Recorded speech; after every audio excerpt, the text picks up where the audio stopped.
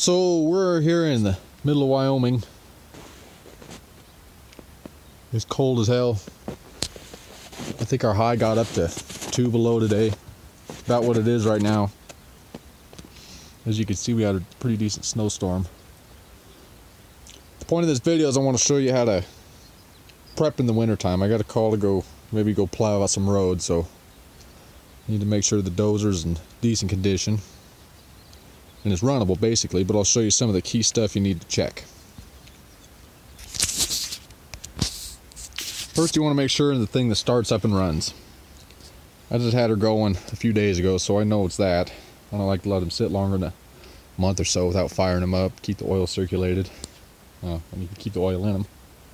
But one of the main things you want to check, probably most importantly on any track machine, is these rollers down here on the bottom.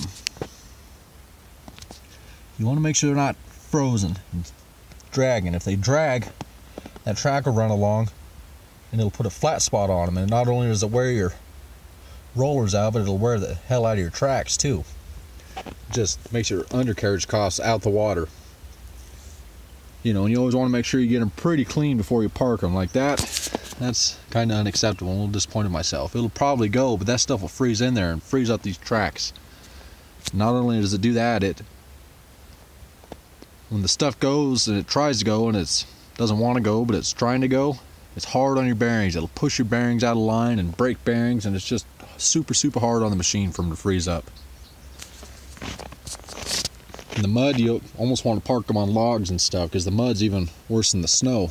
The snow just kind of melts, but the mud will squish up in there, and then the dirt gets hard. And that's one of the most important things. And obviously you want to check your oils, all your levels. Sometimes your controls will freeze up. You know, you get a little water or ice down in there and your stuff will freeze up. When that happens, you just let her idle for quite a while, rev her up, and get some of the hydraulic flowing through the valve. Most people don't realize, but hydraulics are always flowing through your valves. It's a pilot system. So it's constantly running from your tank through the pump, and then back through your valves, back through the filter, back into the tank. So by doing that, it'll warm it up and warm it up. Eventually it'll get warm enough to where they'll do that. These older mechanical machines, you worry about your steering clutches freezing up. You just want to double check and double inspect everything. If you can get the motor started most of the time, then you're good.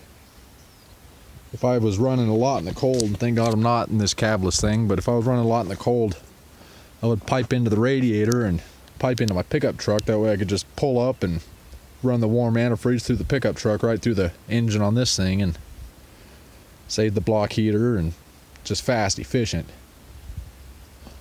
Other than that, you don't really have to look for anything more than your basic wear and tear, so that's kind of a small guide on winter prep for equipment, especially in below zero temperatures like this.